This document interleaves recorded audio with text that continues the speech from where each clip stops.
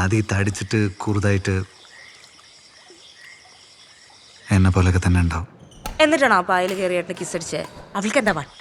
All അന്ന് കുടിച്ചിട്ടില്ലായിരുന്നു. ഓളൊന്നും എൻ്റെ മുഖത്ത് പോലും നോക്കില്ലായിരുന്നു പറഞ്ഞേ. അങ്ങനെയൊന്നും അല്ല. ഏട്ടന് ആർക്കാ ഇഷ്ടമല്ലാത്ത? എനിക്കിഷ്ടല്ലേ. അപ്പൊ ഇനി പറയുന്ന എനക്ക് നല്ല പെണ്ണിനെ കിട്ടുമെന്ന്? പിന്നല്ലാണ്ട്. നിങ്ങൾ വേഗം ആ പല്ലവിയുടെ അടുത്തേക്ക് ചെല്ലേ. ആടെ ആ പ്രശ്നം പറഞ്ഞേ എനിക്ക് അറിഞ്ഞൂടെ. ആ കറുത്ത പെണ്ണിനെ കണ്ടേരം ഞാൻ അറിയാണ്ട് ആടെ നിന്ന് ഇറങ്ങിപ്പോന്നു പോയി. ഓളാണെങ്കിൽ വല്ലാത്തൊരു ടൈപ്പാന്ന്. പെണ്ണ് കാണിക്കുന്ന പോയിട്ട് ഓളൊന്നും തന്നെ അടുപ്പിക്കുക പോലും ഇല്ല. എന്റെ ജയേഷേട്ടാ, അതൊരു സോറി പറഞ്ഞ തീരുന്ന പ്രശ്നമല്ലേ ഉള്ളൂ. ചേട്ടനൊന്ന് പോയി നോക്ക്. പല്ലവി എൻ്റെ ചങ്ങായി വിനോദിൻ്റെ മോളാണെങ്കിൽ ഓൾ എനിക്ക് പെണ്ണ് കാണിച്ചു തരുകയും ചെയ്യും. നീ എൻ്റെ മോനാണെങ്കിൽ ഓൾ കാണിച്ചു തരുന്ന പെണ്ണിനെ നീ കെട്ടുകയും ചെയ്യും. പറ്റില്ല എന്നൊരു വാക്കിൻ്റെ വായിന്ന് കേൾക്കാൻ പാടില്ല. യെസ് എന്ന് മാത്രമേ കേൾക്കാവൂ.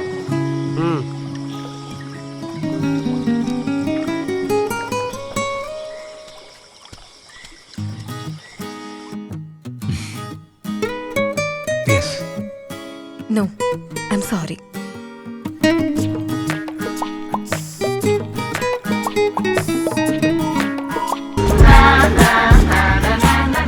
നിങ്ങളാണോ മാമ്പറത്ത് ജയേഷ്? അതെ. 8B കയറി കൂടിയത് ഓളെൻ്റെ മനസ്സിൽ. അതിൻ്റെ ഇടയ്ക്ക് ഏട്ടനെ ഇടങ്കോലിടാൻ വന്നാണല്ലോ. തെറ്റമ്മയാണ്. പള്ളക്ക് ഞാൻ ഓട്ടിടും.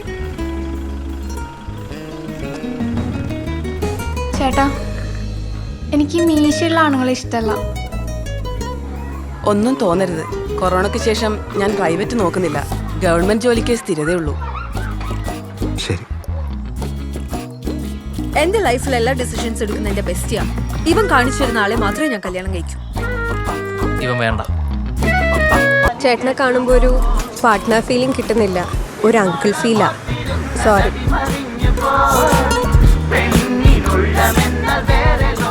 ജയേഷ്, എനിക്ക് കുട്ടികളെ ഭയങ്കര ഇഷ്ടമാണ്. എനിക്കും. വിരോധം ഇല്ലെങ്കിൽ ഫെർട്ടിലിറ്റി ടെസ്റ്റ് ഒന്ന് ചെയ്ത് എനിക്ക് റിസൾട്ട് അയക്കുമോ? വേറൊന്നും കൊണ്ടല്ല, എനിക്ക് കുട്ടികളുടെ കാര്യത്തിൽ റിസ്ക് എടുക്കാൻ പറ്റില്ല.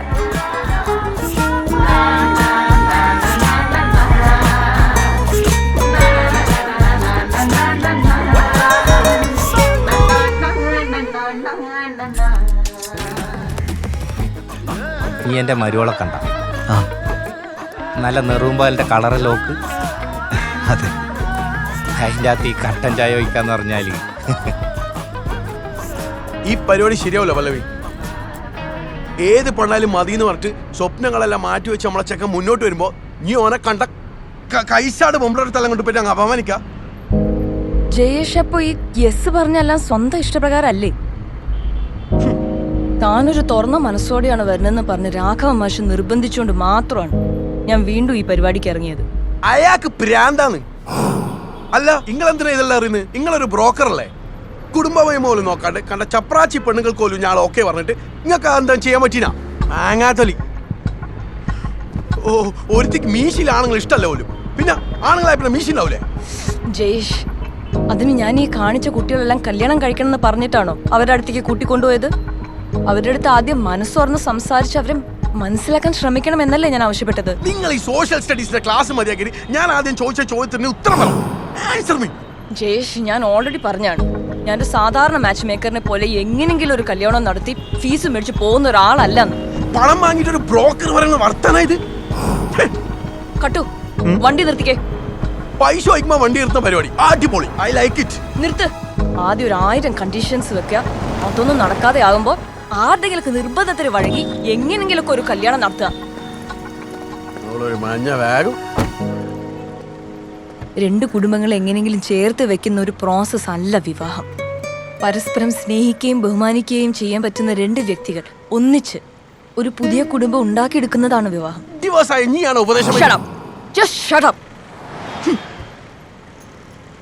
Jayesh, this is where we part our ways. Pallavi please. All the best. പല്ലവി.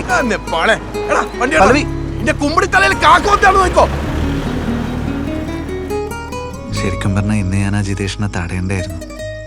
ഓം പറയുമ്പോഴെല്ലാം തോന്നുന്നു ഓം പറയുന്നത് ശരിയെന്ന്. പക്ഷെ ഇപ്പം ആലോചിക്കുമ്പോൾ തോന്നുക പല്ലവി തന്നെ ശരിയെന്ന്. എൻ്റെ കല്യാണം ഈ ജന്മത്തിൽ നടക്കുന്ന എനിക്ക് തോന്നുന്നില്ല. ഒന്നാമതേ ഈടെ പെമ്പിളർ കുറവാ. ഉള്ളതിനാണെങ്കിൽ നാട്ടിലില്ലാത്ത കണ്ടീഷൻസും ഡിമാൻഡ്സും. ചേട്ടനും ഉണ്ടായിരുന്നല്ലോ കുറെ കണ്ടീഷൻസും ഡിമാൻഡ്സും ഒക്കെ. ഏട്ടൻ കാരണം എത്ര ചേച്ചിമാര് വിഷമിച്ചിട്ടുണ്ടാവും. ആ പറഞ്ഞത് ശരിയാ മരണേ. ഞാൻ ഒരുപാട് പെമ്പിളറെ വിഷമിപ്പിച്ചിട്ടുണ്ട്. ഓരെല്ലാം ശാപം ചിലപ്പോൾ ഉണ്ടാവും അല്ലേ എനിക്ക്. ചത്ത ഏട്ടാ എണീറ്റാ എണീക്ക്. എന്താടാ കട്ടു, നിങ്ങളെ കല്യാണം ഉറപ്പിച്ച് നല്ല നരിമാർക്ക് പോലത്തെ ഒരു ഏച്ചി. വേദനിച്ചെനക്ക്. അപ്പൊ സ്വപ്നല്ല. എത്രയും പെട്ടെന്ന് കാര്യങ്ങൾ തീരുമാനിക്കും. എന്തേ മാഷേ?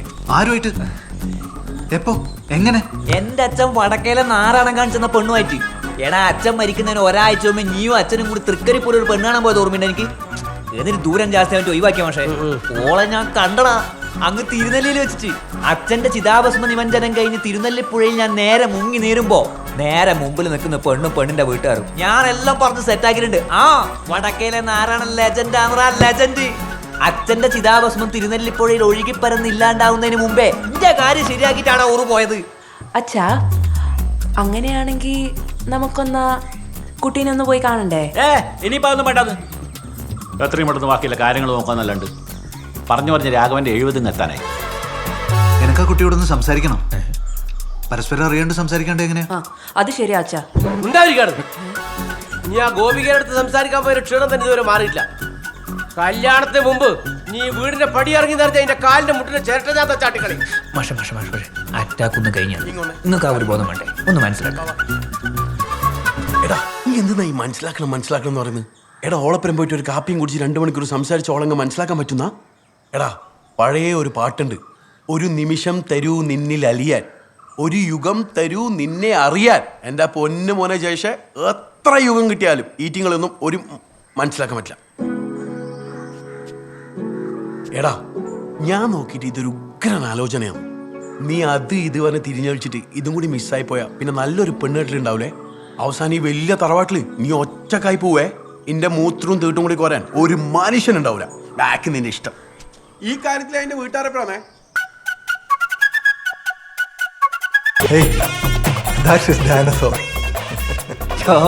മലയാളി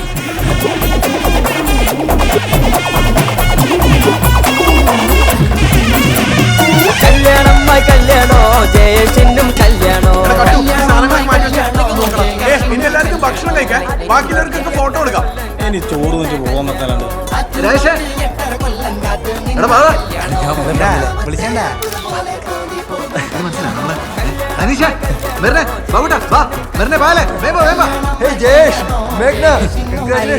അടുത്തേക്ക് ഇങ്ങനെ കാണിക്കും. ഇങ്ങനെ ഇങ്ങനെ അലറണ്ട, അങ്ങനെ കാണിച്ചാൽ മതി.